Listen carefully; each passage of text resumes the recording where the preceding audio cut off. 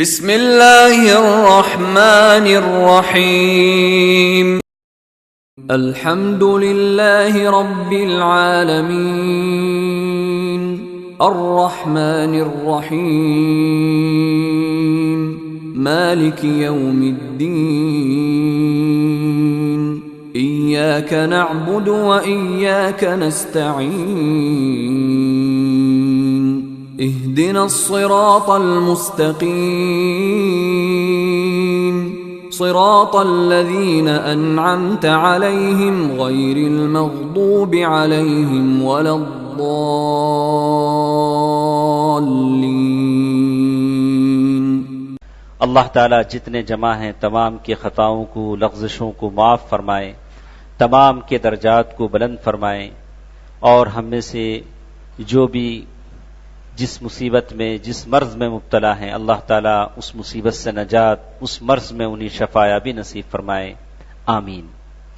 بزرگوں، دوستو، عزیزو، گزشتہ درسوں میں ہم نے قرآن مجید کے تعلق سے بہت ساری باتیں سنی، لیکن کل کے درس میں کچھ باتیں ہمارے ساتھ باقی رہ گئی تھی، انشاءاللہ اس بیان کرنے کے بعد ہم آگے بڑھیں گے۔ جیسے ہم نے کہا تھا، قرآن مجید کی روشنی میں اللہ تعالیٰ نے ارشاد فرمایا کہ قرآن شفا ہے، قرآن شفا ہے، تو قرآن بیماریوں کا بہترین علاج ہے۔ اسی لیے اللہ کے رسول نے فرمایا کہ اگر کوئی چاہے اپنے کسی ساتھی کو نفع پہنچانا تو نفع پہنچائے، قرآن کی آیتیں پڑھ کر اس پر دم کرے۔ بعض علماء کرام نے کہا ہے کہ اللہ کے نبی صلی اللہ علیہ وسلم نے فرمایا کہ کئی ایسے لوگ ہیں جو بغیر حساب و کتاب کے جنت میں جائیں گے، جن کی تعداد بتائی گئی کہ 70,000 سے زیادہ، جس کی تعداد الگ الگ حدیثوں میں بتائی گئی۔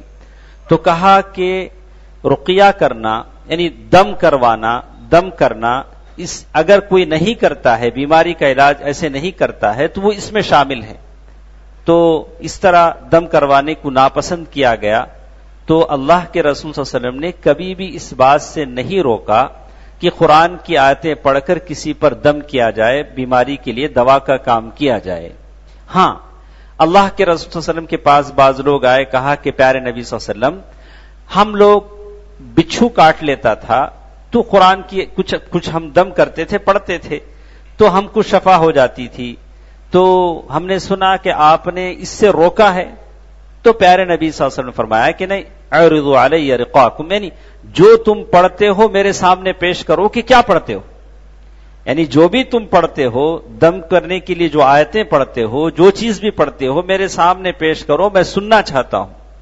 تو معلوم یہ ہوا کہ علماء نے شرط رکھی کہ کوئی بھی آدمی، چاہے وہ عامل ہو، دعا پڑھنے والا ہو یا عام آدمی ہو، کسی مریض پر دم کرتا ہے، قرآن کی آیتیں پڑھ کر اس کے سامنے رقیہ کرتا پھونکتا ہے، تو کہا گیا کہ سب سے پہلے وہ آیتیں عربی میں ہو، کسی اور زبان میں نہ ہو۔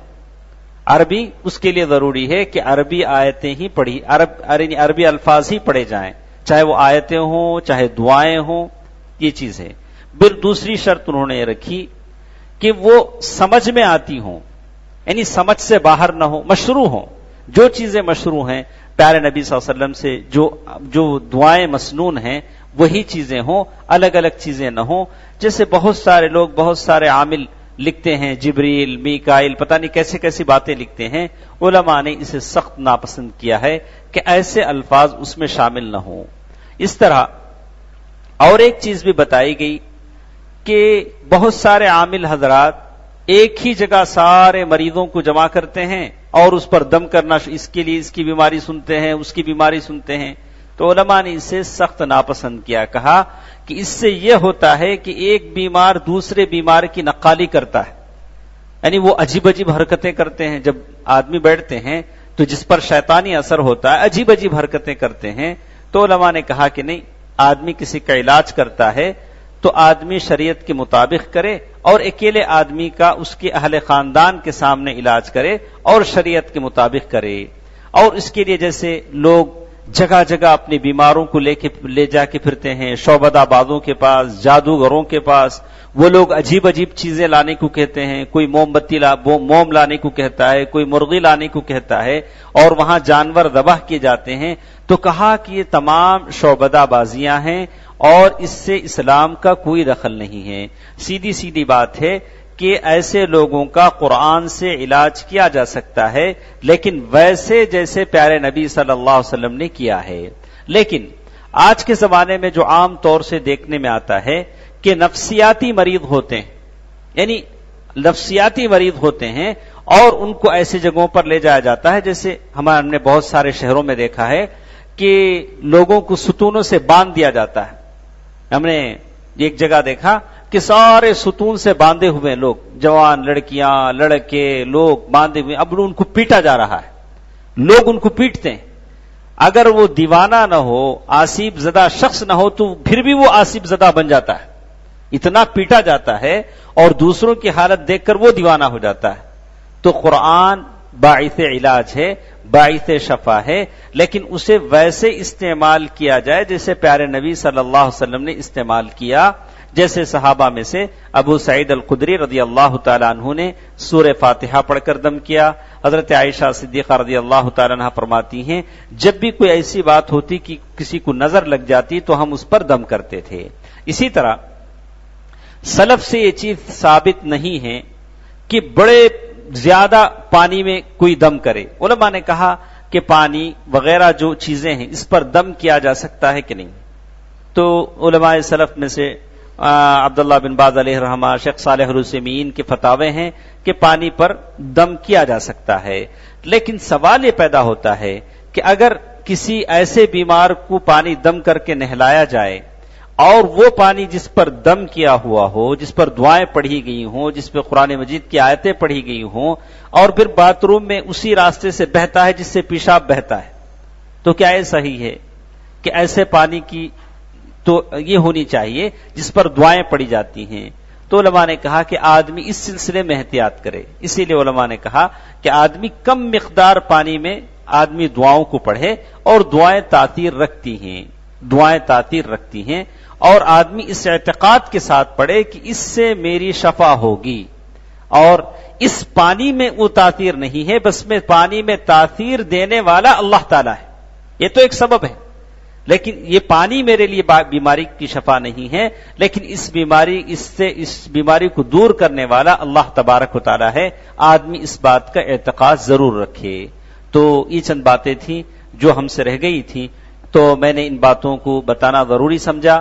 اور آخر میں پھر ایک بار میں کہتا ہوں کہ قرآن کو ہم اپنے بیماریوں کے لیے تمام بیماریوں شفا بنائیں، لیکن قرآن پڑھتے رہیں. جیسے اللہ تعالیٰ نے کہا اعوذ باللہ من الشیطان الرجیم بسم اللہ الرحمن الرحیم الف لام میم ذالک الکتاب لا ریب فیہ ھدی للمتقین. یہ کتاب ہے جس میں کوئی شک نہیں. لیکن قرآن کے بارے میں بہت سارے لوگ شکوک و شبہات کرتے ہیں. قرآن کی بہت ساری آیتیں ہیں، اس کے بارے میں لوگ کہتے ہیں کہ دیکھو قرآن میں کیسی کیسی آیتیں ہیں ہمارے سمجھ میں نہیں آتی. تو اس سے سخت ناپسند کیا گیا. کہا اللہ تعالیٰ نے کہا کہ جو لوگ اہل علم ہیں وہ متشابہات میں نہیں جاتے ہیں، سیدھی سیدھی باتوں کو مانتے ہیں. جو باتیں سمجھ میں نہیں آتی وہ علماء کے حوالے کر دیتے ہیں. اور علماء والراسخون فی العلم یقولون آمنا بہ، جو علم میں بلند پایا مقام رکھتے ہیں کہتے ہیں کہ ہم اللہ تعالیٰ کی آیتوں پر ایمان لاتے ہیں. اللہ تعالیٰ کی آیتوں میں کوئی کجی کوئی ٹیڑھا پن نہیں ہے. قرآن سارا کا سارا بالکل صحیح انداز میں اپنا پیغام دیتا ہے. لیکن ہمارے عقل میں کمی ہے کہ ہم قرآن کو نہیں سمجھ پاتے ہیں. اللہ تعالیٰ نے قرآن مجید کے بارے میں کہہ دیا لا یأتیہ الباطل من بین یدیہ ولا من خلفہ. قرآن مجید میں باطل داخل نہیں ہوگا، غلط باتیں داخل نہیں ہوں گی. اس ہندوستان میں لوگ سنسکرت پڑھتے ہیں، کتنی وید ہیں، سام وید، اجر وید، رگ وید، کتنے ویدیں ہیں، منوسمرتی لوگ پڑھتے ہیں. لیکن کون لکھا، کب لکھا، کوئی عمل دخل نہیں، ثابت نہیں. لیکن قرآن خود اپنا تعارف کراتا ہے کہ قرآن اللہ تعالیٰ کی کتاب ہے. علی قلبک لتکون من المنذرین، یہ قرآن ہم تیرے اوپر نازل کرتے ہیں تاکہ تم ڈرانے والوں میں سے ہو جاؤ. اور نزل بہ الروح الامین، اللہ تعالیٰ کے پاس سے قرآن کس نے لایا؟ تو کہا کہ روح الامین، جبرائیل امین نے لایا۔ اسی لیے اللہ کے رسول صلی اللہ علیہ وسلم کی تعریف کرتے ہوئے اللہ تعالیٰ نے سورہ نجم میں کہہ دیا والنجم اذا ہوا ما ضل صاحبکم وما غوا۔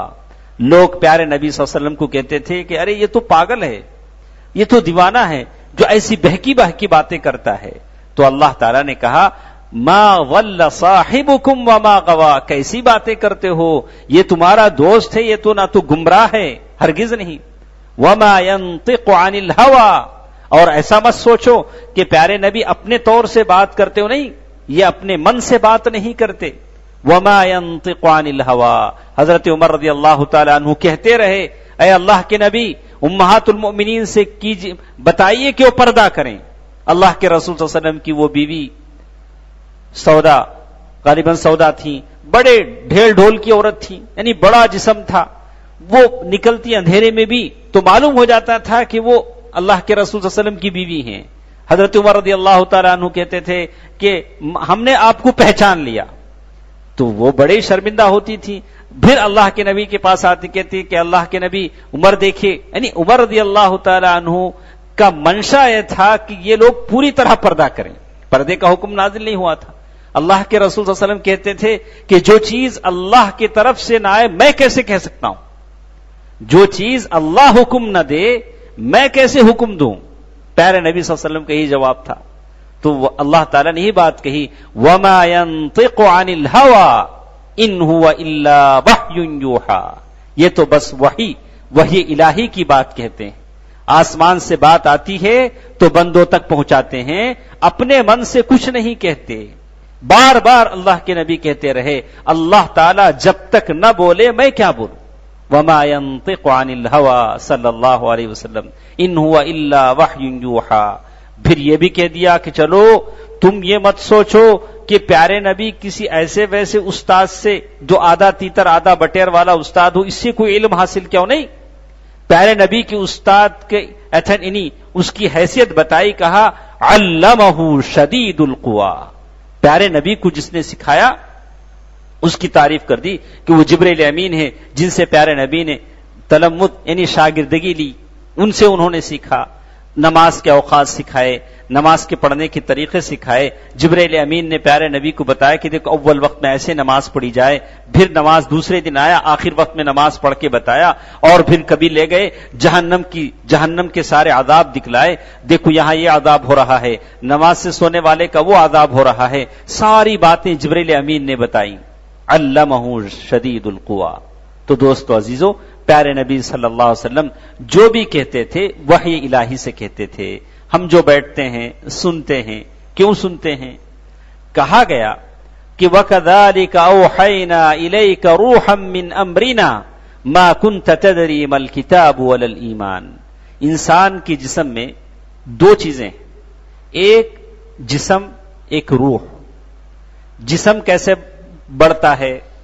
آپ گوشت کھاتے ہیں، مچھلی کھاتے ہیں، پتہ نہیں اللہ تعالیٰ نے کیسی کیسی نعمتیں دی ہیں، ہم کیسی کیسی نعمتیں کھاتے ہیں، ہمارا جسم بڑھتا ہے، ایک حیثیت تک بڑھتا ہے، ایک زمانہ آتا ہے کہ جتنا بھی کھاؤ گھٹتا ہے، اب وہاں سے اس کا وقت ختم ہو گیا۔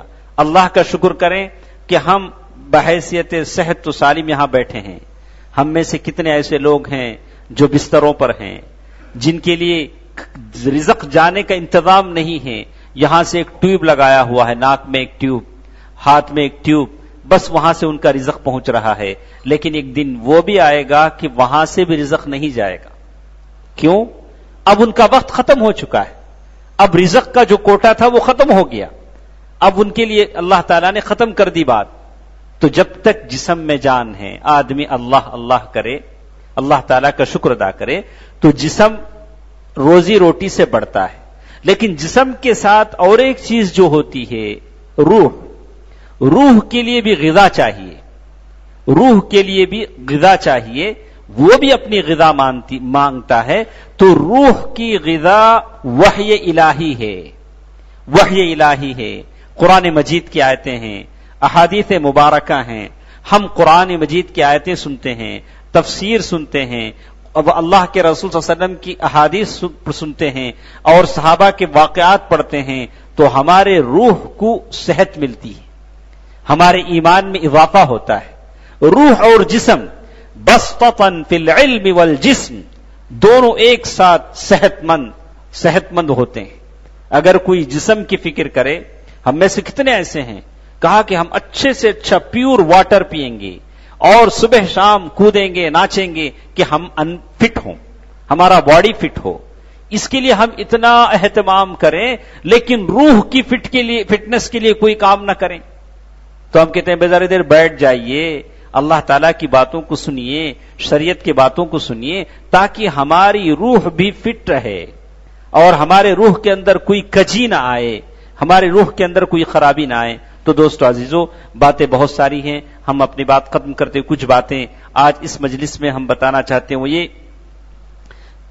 کہ انسان کی زندگی کے کئی مراحل ہوتے ہیں۔ ایک مرحلہ وہ ہوتا ہے جسے اللہ تعالیٰ نے ارشاد فرمایا، اعوذ باللہ من الشیطان الرجیم، بسم اللہ الرحمن الرحیم، هل أتى على الإنسان حين من الدهر لم يكن شيئا مذكورا۔ ایک مرحلہ ایسا ہے کہ جب ہم کچھ نہیں تھے، اللہ تعالیٰ نے کہا هل أتى على الإنسان، کیا انسان پر ایک زمانہ ایسا نہیں آیا کہ وہ قابل ذکر چیز نہیں تھا، نتھنگ، ہم کچھ نہیں تھے۔ انا خلقنا الانسان، پھر اللہ تعالیٰ کہتے ہیں ہم نے انسان کو پیدا کیا، من نطفہ، کیسے پیدا کیا؟ نطفے سے پیدا کیا، حقیر پانی سے پیدا کیا، من ماء دافق، ایک اچھلتے پانی سے پیدا کیا، کسی کے کپڑے میں لگ جائے تو 2 بار دھوئے 10 بار دھوئے، اور طبیعت میں ایک طرح کی یہ ہو کہ بھئی کیسی چیز لگ گئی، ویسی چیز سے ہم نے انسان کو پیدا کیا۔ من نطفۃ امشاج نبتلی فجعلناہ سمیعا بصیرا، ہم نے اسے دیکھنے والا اور سننے والا بنایا۔ تو اللہ تعالیٰ نے پہلے سمیع کہا پھر بصیر کہا، تو اسی لیے کہتے ہیں کہ بچہ پیدا ہوتا ہے تو پہلے سنتا ہے بعد میں دیکھتا ہے، اسی لیے پہلے جو اذان دی جاتی ہے تو اسی لیے جب پیدا ہوتا ہے تو اذان دی جاتی ہے، اور یہ بحث ہے کہ وہ کہاں تک صحیح ہے، اقامت اور اذان یہ ساری چیزیں یہ ہیں۔ ہم یہ بتانا چاہتے ہیں جیسے علماء نے لکھا ہے کہ بچہ جب پیدا ہوتا ہے تو پہلے وہ سنتا ہے، بعد میں اس کے اندر دیکھنے کی طاقت پیدا ہوتی ہے۔ فجعلناہ سمیعا بصیرا، اللہ تعالیٰ نے کہا کہ ہم نے اسے دیکھنے والا بنایا پھر اور سننے والا، سمیعا بصیرا، سننے والا اور پھر دیکھنے والا۔ پھر اللہ تعالیٰ کہتے ہیں هل اتى على الانسان حين من الدهر لم يكن شيئا مذكورا انا خلقنا الانسان من نطفة امشاج نبتليه فجعلناه سميعا بصيرا انا هديناه السبيل اما شاكرا واما كفورا، ہم نے ہدایت کے راستے اس کے سامنے کھول دیے، یا تو وہ شکر گزار بندہ بنے یا تو کفر کرنے والا بنے، ہم نے تو راستے کھول کر رکھ دیے کہ دونوں راستے تمہارے سامنے، اب جدھر جانا چاہے جاؤ۔ اسی لیے ایک بات آپ دیکھیں گے اللہ کے رسول صلی اللہ علیہ وسلم نے حدیث مبارکہ میں فرمایا، حدیث میں اس بات کو کہا کل مولود یولد علی الفطرہ فابواہ یہودانہ وینصرانہ ویمجسانہ، اللہ کے رسول صلی اللہ علیہ وسلم فرمایا کہ ہر بچہ فطرت پر پیدا ہوتا ہے، اس کے ماں باپ اس کو یا تو یہودی بنا لیتے ہیں یا تو مجوسی بنا لیتے ہیں یا تو کرسچن بنا لیتے ہیں۔ اللہ کے نبی صلی اللہ علیہ وسلم نے 3 باتیں کہی، یہودی، نصرانی، مجوسی، لیکن مسلمان نہیں کہا۔ کیوں؟ وہ تو مسلمان ہیں، اب وہ ہے تو وہ بدلا جاتا ہے، جو ہے اس کا ذکر پیارے نبی نے نہیں کیا۔ مسلمان کہنے کی ضرورت نہیں ہے، وہ تو مسلمان ہیں، لیکن مسلمان بچہ جب پیدا ہوتا مسلمان بن کر پیدا ہوتا ہے، لیکن جس کے گھر میں پیدا ہوا وہ ڈھیڑ تھا تو اس نے ڈھیڑ بنا لیا، چمار تھا تو چمار بنا لیا، اور اگر کوئی مسلمان تھا تو مسلمان ہے تو وہ اپنی فطرت پر ہے، اور عیسائی کے گھر میں پیدا ہوا تو اس نے عیسائی بنا لیا۔ تو کہتے ہیں کہ یہ انسانی زندگی پہلا مرحلہ کہا کہ ہم کچھ نہیں تھے، دوسرا مرحلہ اللہ تعالیٰ نے ہم کو پیدا کیا، ماں کے پیٹ میں پیدا کیا، عجیب طریقے کی زندگی، بس سو رہا ہے ماں کی پیٹ میں، رحم میں. اور ابن قیم رحمہ اللہ فرماتے ہیں کہ اللہ تعالیٰ نے ایسا نظام کیا، انہوں نے لکھا کہ ماں کے پیٹ میں بچہ، عجیب اللہ تعالیٰ حالت اس کی ایسی بنائی، ماں جیسے بھی اپنی کروٹ بدلے اس کو کچھ نہیں ہوتا، ایک دم سیف، بیٹا ماں کی تھیلی میں ہے، کچھ بھی ہو جائے لیکن اسے کچھ نہیں ہوتا، الا ہے کہ بعض حالات ہوتے ہیں.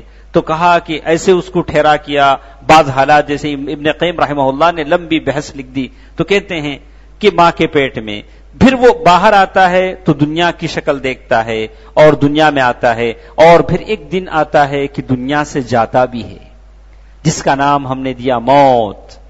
موت جس لیے کہا گیا الموت باب، موت ایک دروازہ ہے، کل الناس یدخلو، موت ایک دروازہ ہے جس میں سے ہر ایک کو داخل ہونا پڑے گا. جیسے ہم مان لیں کہ یہاں ایک دروازہ ہے جس سے ہم آئے تھے، اگر ایک فریضہ مفروضہ مانا جائے تو ہم جتنے بیٹھے ہیں اسی دروازے سے جائیں گے اگر جانا پڑے. اب یہ اور بات ہے، کوئی اور دروازہ الگ بات ہے، لیکن عام بات یہ سمجھ میں آتی ہے کہ آدمی اسی دروازے سے نکلے گا. تو کہا کہ الموت باب کل الناس داخلو، موت ایک دروازہ ہے جس سے ہر ایک کو داخل ہونا ہے، ہر آدمی جائے گا. دوستو عزیزو، بات یہ ہے کہ موت ایک حقیقت ہے. تو کچھ باتیں جو ہم یہ دیکھیں گے کہ اعمال تلحقک بعد الموت، موت کے بعد آدمی کو کیا چیز کام آتی ہے. زندگی تو گزر جاتی ہے لیکن مرنے کے بعد آدمی کو کیا چیز کام آتی ہے، جس کے لیے آدمی کچھ ذخیرہ جمع کر لے اور کہے کہ یہ میرے مرنے کے بعد جب منو مٹی کے نیچے قبر میں مجھے ڈال دیا جائے گا، سارے لوگ چلے جائیں گے، مرد ہو کہ عورت، وہاں نہ میرا حسن کام دے گا، میری جوانی کام دے گی، میری خوبصورتی کام دے گی، بس منو مٹی کے نیچے میں ہوں گا، اور وہاں وحشت، تنہائی، کیڑوں کا گھر، بیت الدود، بیت الضیق، یہ تمام چیزیں ہوں گی. اس وقت کیا چیزیں کام آئیں گی؟ اس سلسلے میں کہا اللہ تبارک و تعالیٰ نے قرآن مجید میں سورہ یاسین میں آیت نمبر 12 میں جو باتیں کہیں، اللہ تعالیٰ نے کہا اِنَّا نَحْنُ نُحْيِي الْمَوْتَى، اِنَّا نَحْنُ نُحْيِي الْمَوْتَى. دیکھیے اللہ تعالیٰ نے تاکید کے ساتھ کہی، ہم ہی ہیں جو میتوں کو زندہ کرتے ہیں، ہم ہی ہیں جو میتوں کو زندہ کرتے ہیں. وَنَكْتُبُ مَا قَدَّمُوا، اور جو کچھ وہ آگے بھیجتے ہیں اس کو ہم رجسٹر کرتے ہیں. آپ نے جو بھی روپیہ صدقہ کیا اللہ تعالیٰ نے اسے اپنے رجسٹر میں لکھوا دیا فرشتوں کے ذریعے، کہا کہ لکھ لو اس بندے نے اتنا صدقہ کیا، اس بندے نے اتنے درس میں بیٹھے، اس بندے نے اتنا قیام اللیل کیا. وَنَكْتُبْ، اللہ کے پاس ایسے نہیں ہے، بندہ حساب لکھنا بھول جاتا، اللہ نہیں بھولتا. اللہ کے پاس ہر چیز بالکل بندوبست کے ساتھ ہوتی ہے. وَنَكْتُبُ مَا قَدَّمُوا وَآثَارَهُمْ، اور ان کی جو آثار ہیں اس کی تفسیر ہم بتائیں گے آپ کو. کہتے ہیں وَكُلَّ شَيْءٍ أَحْصَيْنَاهُ فِي إِمَامٍ مُبِينٍ، اور ہر چیز کو ہم نے گن گن کر رکھا ہے. تو اللہ تبارک و تعالیٰ کہتے ہیں سب سے پہلی چیز جس کے بارے میں اللہ تعالیٰ نے کہا، اللہ تعالیٰ میتوں کو زندہ کرتے ہیں. اس پر کسی کو شک ہے؟ کسی کو شک ہے؟ نہیں ہے. وہ حدیث جس کو آپ نے بارہا سنا ہوگا، سنتے سنتے تو ہم بوڑھے ہو جاتے ہیں. لوگ کہتے ہیں کہ ایک شخص تھا، اس نے اپنے بیٹوں سے کہا کہ دیکھو میرے مرنے کے بعد مجھے جلا دینا. صحیح حدیث ہے. بیٹوں نے جلا دیا، کہا، اور پھر کہا کہ جلا ہی نہ دینا، کچھ راکھ ہواؤں میں اڑا دینا، کچھ راکھ سمندروں میں اڑا دینا، اور کوئی راکھ بھی باقی نہ رہے. اللہ تعالیٰ نے سمندروں کو حکم دیا کہ اس کی راکھ کو جمع کرو، ہواؤں کو حکم دیا کہ اس کی راکھ کو ایک جگہ جمع کرو، اور پھر اسے کہا کہ بھائی زندہ ہو جا. پھر زندہ ہو گیا. اسے پوچھا کہ بھائی کیا بات تھی کہ تو نے ایسا کیوں کہا؟ تو کہا کہ اللہ مجھے ڈر لگا تھا کہ میں تیرے سامنے دوبارہ زندہ کیا جاؤں گا تو تو مجھ سے زندگی کے بارے میں پوچھے گا، تو میں نے اس ڈر کی وجہ سے اپنے بیٹوں کو یہ حکم دیا. تو اللہ تعالیٰ نے کہا کہ جا، تیرے اس ڈر کی وجہ سے تجھے بخشا جاتا ہے. تو تیرا میرے سامنے جواب طلبی کا جو ڈر ہے اسی لیے اللہ تعالیٰ نے کہا وَلِمَنْ خَافَ مَقَامَ رَبِّهِ جَنَّتَانِ، اللہ تعالیٰ کے سامنے کھڑے ہونے سے جو ڈرے گا اللہ تعالیٰ اسے 2 جنتیں دیں گے۔ دوستو عزیزو، اللہ کے سامنے پیشی کا جس کو ڈر ہوگا ان کی زندگیاں عام جیسے مسلمانوں کی زندگی آج ہم دیکھتے ہیں ویسے نہیں ہوگی۔ جس کو اللہ کے سامنے جانے کا ڈر ہو، آدمی ہر پل ہر دم، جیسے کہا گیا کہ اللہ تعالیٰ نے قرآن مجید کے بارے میں کہا ہدی للمتقین، یہ قرآن ہدایت ہے متقیوں کے لیے۔ متقی کسے کہتے ہیں؟ جس کی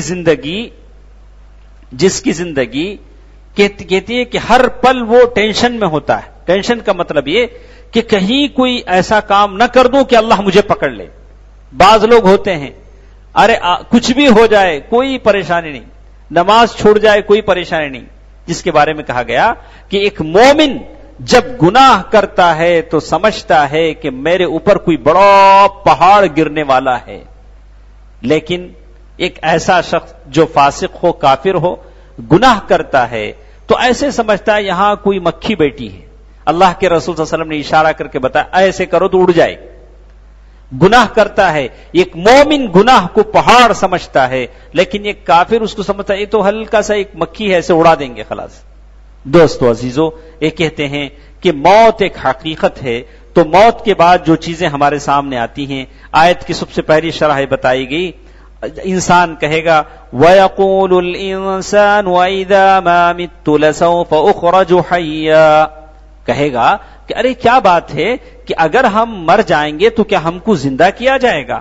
أَوَلَا يَذْكُرُ الْإِنسَانُ، اللہ تعالیٰ کہتے ہیں ارے بھائی ذرا یاد کر، أَنَّا خَلَقْنَا، ہم نے تجھے پیدا کیا، وَلَمْ يَكُ شَيْئًا، تو کوئی چیز نہیں تھا، ہم نے تجھے پیدا کیا، مرنے کے بعد تجھے کیوں نہیں اٹھائیں گے؟ اللہ تعالیٰ نے قرآن مجید کی وہ جو قرآن مجید اتنا بڑا ہے، اللہ تعالیٰ نے اس میں یہی باتیں تو کہی ہیں، جگہ جگہ بعث کی باتیں، نشور کی باتیں، مرنے کے بعد اٹھائی جانے کی باتیں۔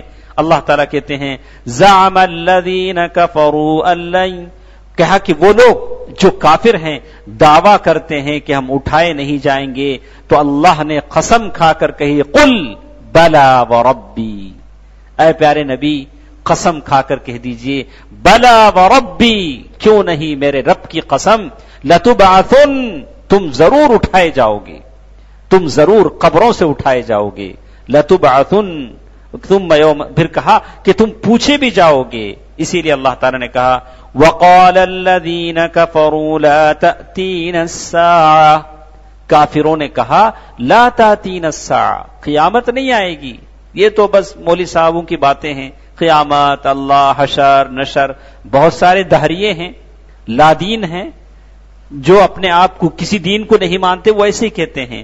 اللہ نے کہا قل، اے اللہ کے نبی کہہ دیجئے بلا وربی، اور میرے رب یعنی آپ کے رب کی قسم کھا کر کہیے لتأتینکم، قیامت ضرور آئے گی، تم پوچھے جاؤ گے، یعنی ہم تمام اللہ کے سامنے پوچھے جائیں گے۔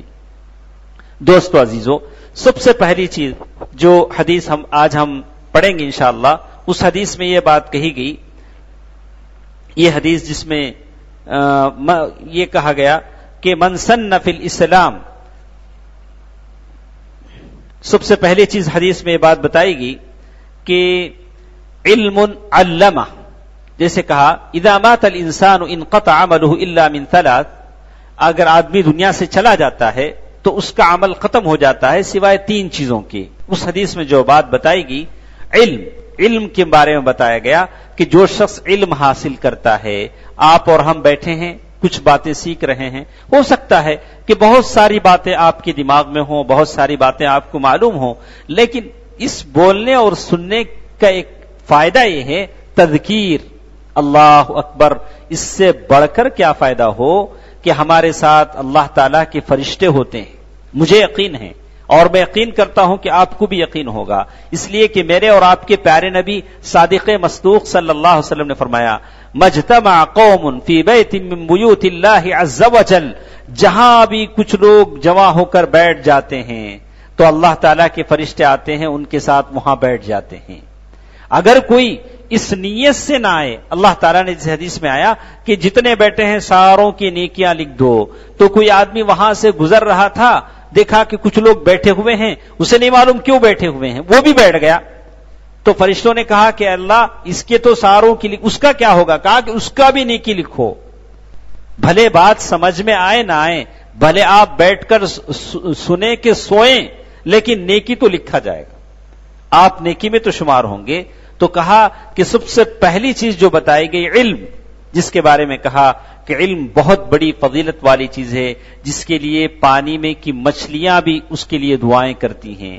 اللہ تعالیٰ نے کہا قُلْ هَلْ يَسْتَوِي الَّذِينَ يَعْلَمُونَ وَالَّذِينَ لَا يَعْلَمُونَ قُلْ هَلْ يَسْتَوِي الَّذِينَ يَعْلَمُونَ کہہ دیجئے کہ علم رکھنے والے اور بے علم لوگ کیا برابر ہو سکتے ہیں. قیامت کی نشانی یہ بتائی گئی، قیامت کے قریب دنیا سے علم اٹھا لیا جائے گا. اللہ اکبر. کیسے اٹھا لیا جائے گا؟ اللہ اس بات پر قادر ہے کہ علماء کے دلوں سے علم اٹھا لیں. ایسا نہیں ہوگا. کہا کہ اللہ تعالی صاحب علم دنیا میں باقی نہیں رہیں گے اور بالجاہل لوگ باقی رہ جائیں گے. لوگ ان سے فتوے پوچھیں گے، وہ اپنی جہالت کے مطابق فتوے دیں گے. اور علم یہ چیز ہے کہ اللہ تعالیٰ کا ڈر. صاحب علم انما یخشى اللہ من عباده العلماء، انما یخشى اللہ تعالیٰ سے وہ لوگ زیادہ ڈرتے ہیں جن کو اللہ تعالیٰ نے زیادہ علم دیا. کیسے؟ اللہ تعالیٰ کو اگر میں زیادہ پہچانتا ہوں، آپ زیادہ پہچانتے ہیں، تو آپ اللہ تعالیٰ سے زیادہ ڈرتے ہیں.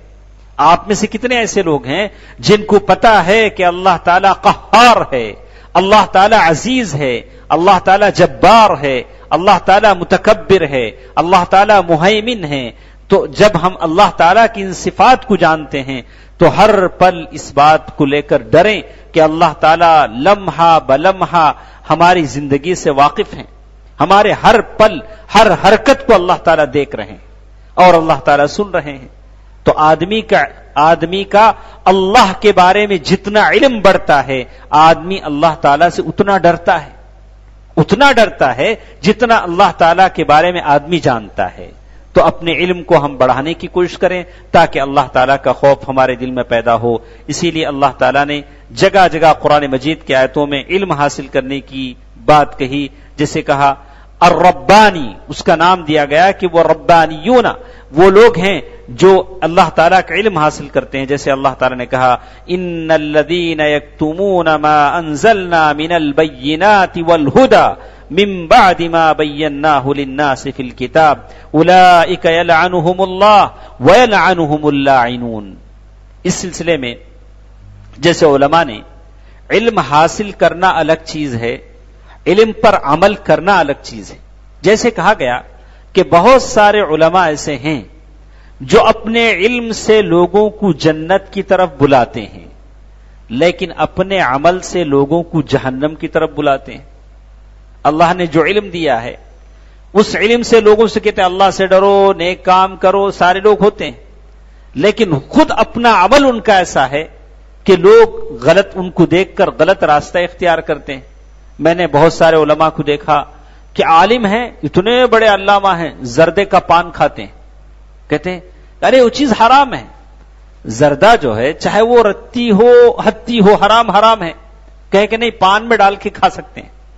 عالم ہے، سفید جھوبا ماشاءاللہ، بڑی داڑھی، منہ میں زردہ پان. کہتا ہے علامہ ہے. سارے لوگ روزہ کھجور سے افطار کرتے ہیں، یہ صاحب پان سے افطار کرتے ہیں.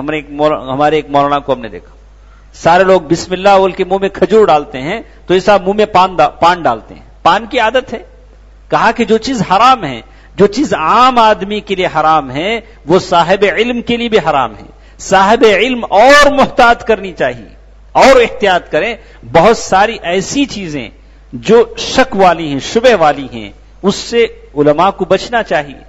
علماء کو بچنا چاہیے کہ ایسا نہ ہو کہ عام آدمی اس کو دلیل بنا لے. ارے مولانا کرتے ہیں، شیخ صاحب کرتے ہیں، ہم کو کرنے میں کیا ہے. کہا کہ علماء جو فضلاء جو بڑے لوگ ہیں، بہت سارے مباحات کو ترک کر دینا چاہیے، بہت ساری ایسی چیزوں کو جو حلال ہے لیکن ڈاؤٹ ہے، تو کہا کہ ان چیزوں کو چھوڑ دینا چاہیے تاکہ عام آدمی اس سے غلط فائدہ نہ اٹھا سکے۔ تو اسی لیے کہتے ہیں کہ علماء جب اس آیت کی تفسیر میں آتے ہیں، کہا ان تحملہ یلہث وان تترکہ یلہث، کہا کہ وہ آدمی جو علم حاصل کرتا ہے لیکن اس سے فائدہ نہیں اٹھاتا ہے، تو اس آیت کی تفسیر میں جیسے اس کا ذکر کیا جاتا ہے بلعام بن باعورہ، بلعام بن باعورہ یا بلعام بن باعورہ، جو مستجاب الدعوہ تھا بنی اسرائیل میں، ایک شخص تھا یوشع بن نون کے زمانے میں جو مستجاب الدعوہ تھے، جن کی دعا قبول ہوتی تھی۔ اللہ تعالیٰ نے ان کو 3 دعائیں دی تھی، 3 دعائیں دی تھی کہ 3 دعائیں ایسی تھیں جو تم دعا کرو گے تو دعا قبول ہوگی۔ تو کہتے ہیں کہ ایک دعا انہوں نے کہا کہ لوگوں نے کہا کہ یوشع بن نون کے خلاف آپ بددعا کیجیے، ان کے خلاف بددعا کیجیے، اور ایک دعا انہوں نے کہا کہ بیوی نے کہا کہ آپ دعا کر دیجیے، آپ شیخ صاحب ہیں، آپ دعا کر دیجیے کہ میں سب سے خوبصورت عورت بن جاؤں، بنی اسرائیل میں مجھ سے خوبصورت کوئی نہ رہے۔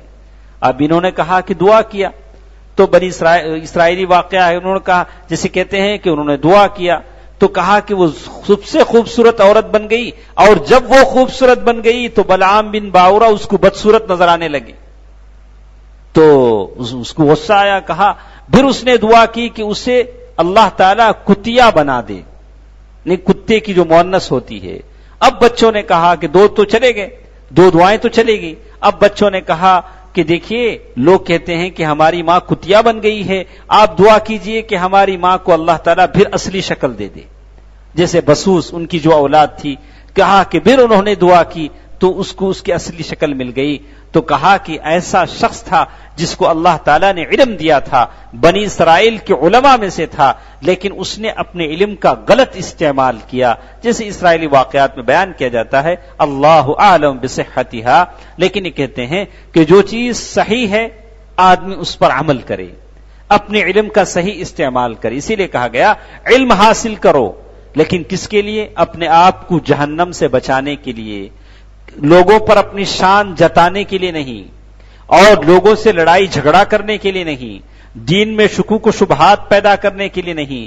جیسے پیارے نبی صلی اللہ علیہ وسلم نے فرمایا کہ علم حاصل کرو، ایسا علم، کہا کہ یعنی ایک علم حاصل کرنے والے کی فضیلت ایسی ہے، یعنی کئی عبادت کرنے والوں سے بڑھ کر ہے، جیسے ستاروں پر چاند کی فضیلت ہے۔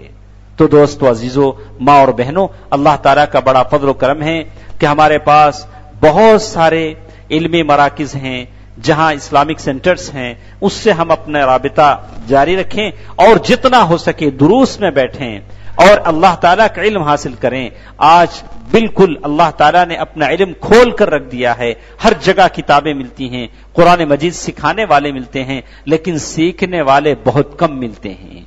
ہم اللہ تعالیٰ کا علم حاصل کریں، جسے کہا گیا جب ہم اللہ تعالیٰ کے پاس جائیں گے تو اللہ کہیں گے اقرأ وارتقی کما کنت ترتل، یعنی قرآن پڑھتے جاؤ اور جنت کے منازل طے کرتے جاؤ، جہاں تمہاری آخری قرآن کی آیت ختم ہوگی وہ جنت کا وہ تمہارا آخری مقام ہوگا۔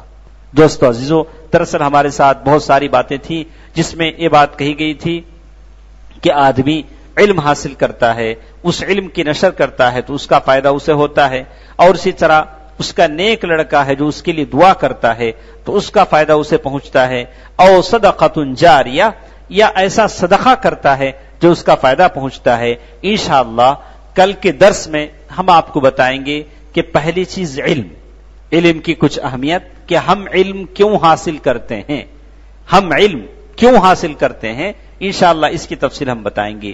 دوسری چیز ولد صالح، میت اس کے لیے کیا کیا ثواب ملتا ہے، اس لیے کہ عبادت کے طور پر ہم کئی قرآن رمضان میں ختم کرتے ہیں، کہتے ہیں کہ یہ قرآن ابا کے لیے، یہ قرآن دادا کے لیے، اور نمازیں بھی پڑھتے ہیں اور روزے بھی رکھتے ہیں۔